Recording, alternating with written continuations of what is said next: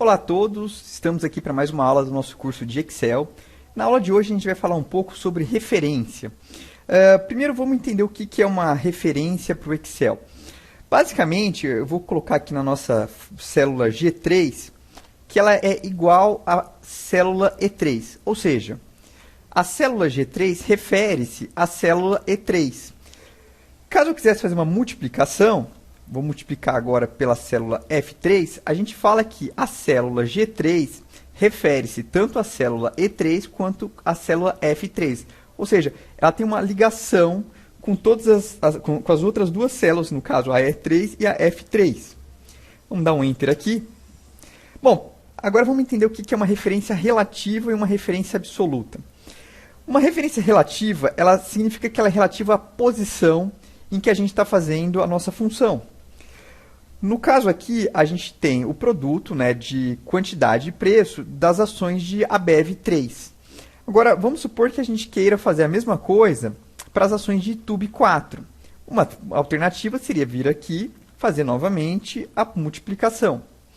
Porém, como o Excel ele entende como sendo uma referência relativa, quando a gente copia e cola, ele basicamente vai replicar a mesma fórmula, só mudando as referências de acordo com a posição da célula.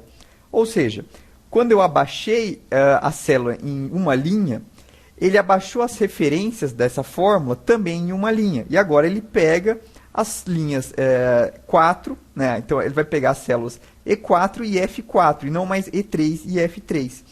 Isso então é uma referência relativa, porque conforme a gente copia ou a gente arrasta essa fórmula, ele sempre vai ser relativo à posição para onde a gente está arrastando. Quando a gente quer montar uma referência absoluta, significa que eu quero que ele se torne fixo, estático. Vamos entender um pouco melhor. Vamos pegar aqui, a gente vai fazer a soma dessas duas operações. Então, a gente está supondo que a gente tem R$ 6.600 entre Abev 3 e Tube 4.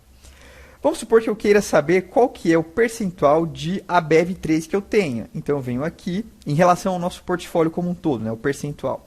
Então, a gente vem aqui e vamos dividir pela fórmula, pela célula de total, que é o 6.600, certo? Então, a gente tem aqui o valor de 41%. Só que se eu arrastar, né, se eu copiar essa fórmula aqui para baixo, ele vai dar um div zero, que ele não está conseguindo fazer essa multiplicação. Quando a gente abre aqui a nossa célula, a gente percebe que ele arrastou as duas. Tanto a célula em que a gente estava buscando o financeiro só daquela ação, mas também do total. Isso é uma coisa que a gente não queria.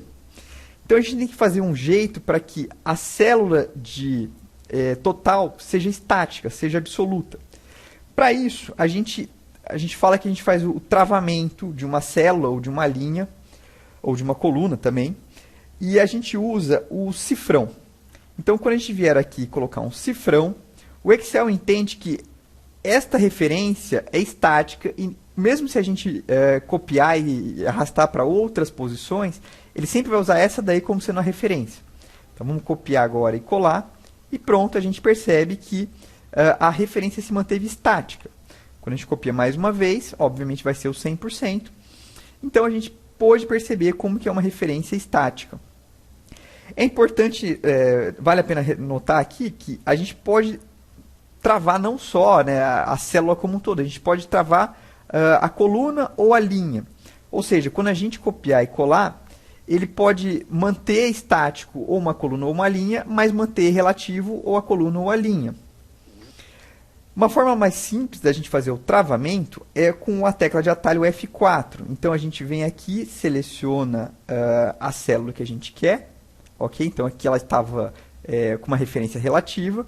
A gente dá o F4 e agora ele automaticamente coloca os cifrões travando aquela célula e fazendo com que ela se torne uma referência absoluta. Bom, isso é o que eu queria passar um pouco sobre referências relativas e absolutas.